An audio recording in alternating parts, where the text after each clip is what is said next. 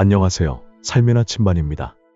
오늘은 50대, 60대 분들이 가장 걱정하시는 노후 자금에 대해 이야기해 보려고 합니다. 요즘 50대, 60대 사이에서 이런 말 자주 들립니다. 은퇴하고 한 달에 500만 원은 있어야 살 수 있대요. 그런데 이 말을 들으면 대부분 불안해집니다. 난 지금 가진 게 없는데 500만 원씩 어디서 나오지? 특히 요즘처럼 경제가 어려울 때는 이런 걱정이 더 커지죠. 사실 저도 비슷한 고민을 했었습니다.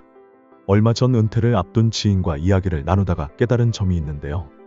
그분도 처음에는 500만 원씩 어떻게 마련해? 하며 불안해하셨지만 실제로 자신의 자산을 꼼꼼히 분석해보니 생각보다 상황이 나쁘지 않았다고 하더라고요. 오늘 영상을 끝까지 보시면 당신도 지금 가진 자산 안에서 현실적인 노후 시나리오를 그릴 수 있습니다.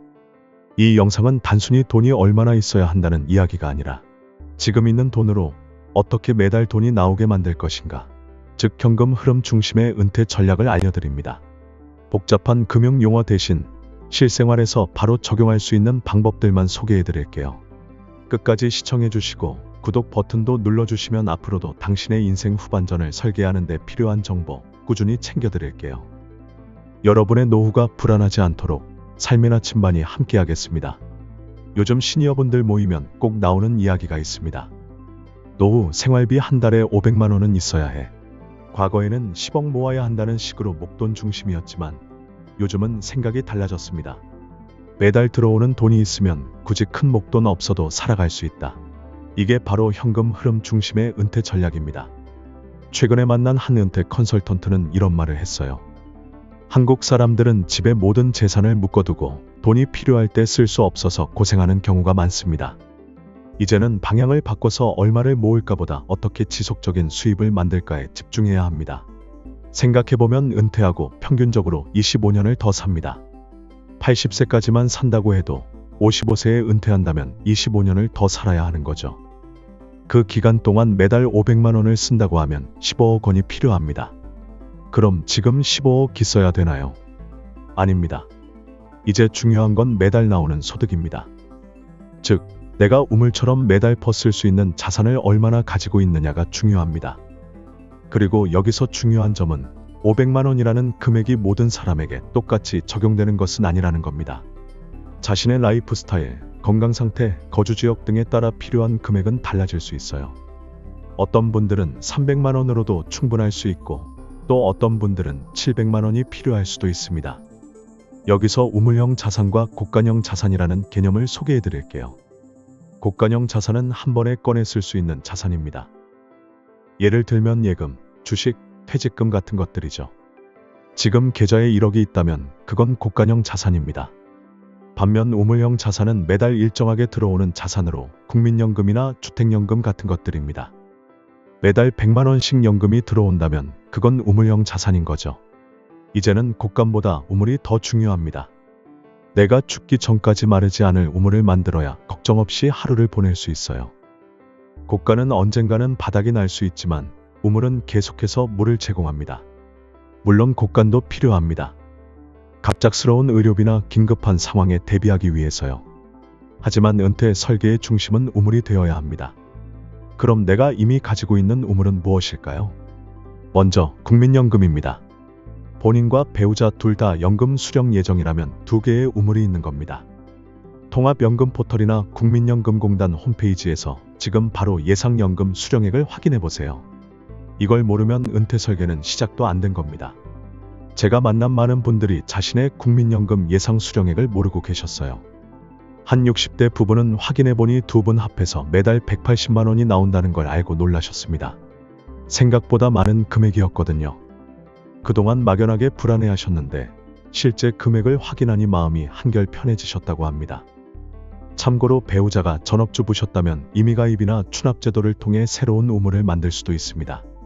지금이라도 늦지 않았으니 확인해보세요. 한 달에 9만 원만 납부해도 10년 후부터는 매달 30만 원 가까이 받을 수 있는 경우도 있거든요. 이건 정말 놓치면 후회할 기회입니다.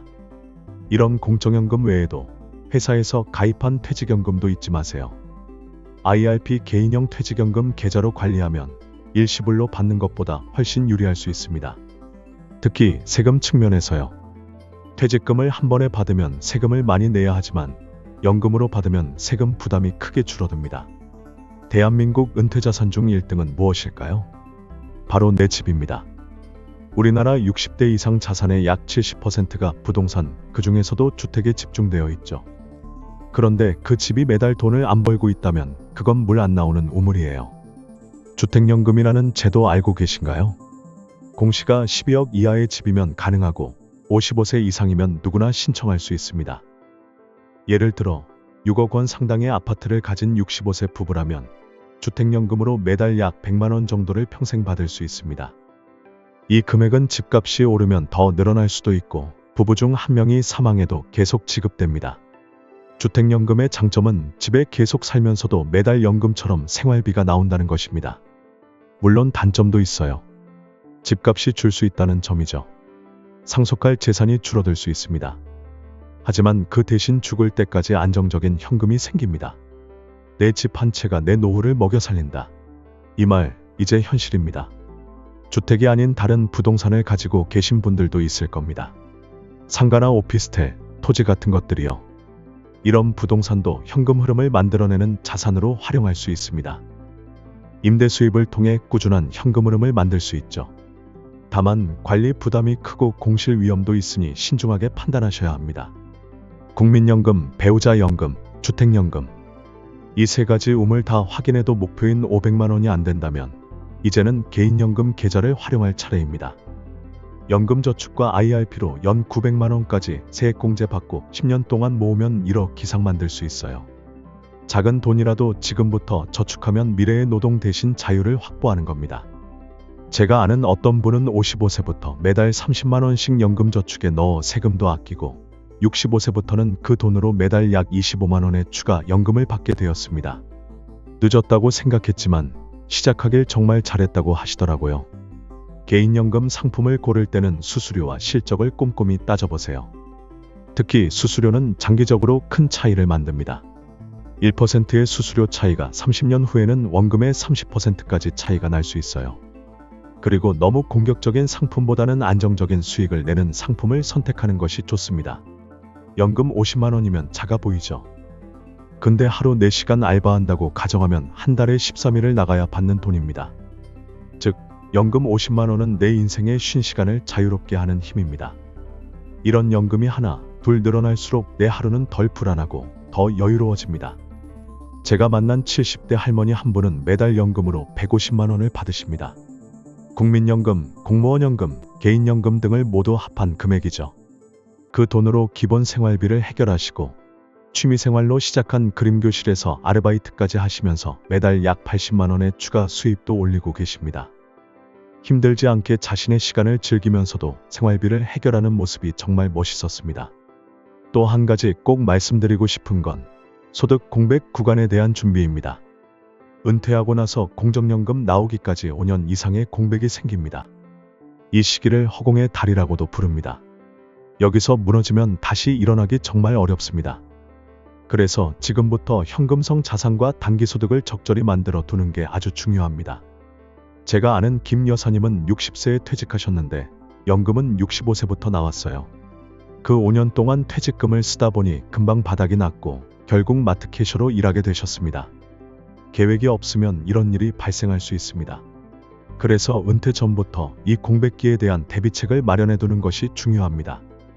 반면 또 다른 분은 55세부터 약간의 알바와 단기 컨설팅을 병행하며 공백기를 잘 넘기셨습니다. 그 분께서 하신 말씀이 기억에 남습니다. 생각보다 조금만 준비해도 삶의 질이 완전히 달라집니다. 이 말씀은 정말 와닿았습니다. 작은 준비가 큰 위안이 되는 거죠. 소득 공백 기간에는 어떤 일을 할 수 있을까요? 경력을 활용한 컨설팅이나 강의, 취미를 활용한 소소한 수입, 혹은 단기 아르바이트 등 다양한 방법이 있습니다. 중요한 것은 미리 준비하는 것입니다. 갑자기 일을 찾으려 하면 원하는 조건을 찾기 어렵습니다. 노후를 위해 투자할 때는 안정성을 최우선으로 고려해야 합니다. 고수익을 노리다 오히려 원금을 잃는 경우가 너무 많습니다. 제 지인 중 한 분은 퇴직금 5억을 가상화폐에 투자했다가 1억도 건지지 못했습니다. 그 돈이면 매달 200만 원 이상의 안정적인 현금 흐름을 만들 수 있었는데 모험을 택했다가 크게 손해를 본 거죠.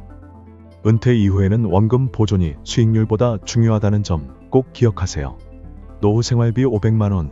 처음엔 너무 크게 느껴질 수 있습니다. 하지만 오늘 알려드린 방식대로 지금 가진 자산부터 꼼꼼히 따져보고 현금 흐름 구조로 설계한다면 생각보다 훨씬 실현 가능한 목표입니다. 모든 걸 한 번에 해결하려고 하지 말고 하나씩 차근차근 준비해 나가면 됩니다.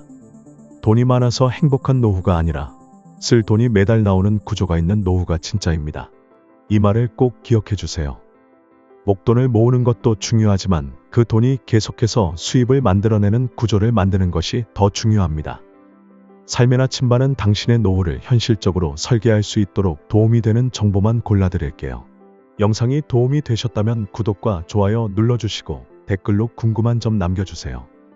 여러분의 질문이 다음 영상의 주제가 될 수도 있습니다. 당신의 인생 후반전, 우리가 함께 그려드립니다. 감사합니다.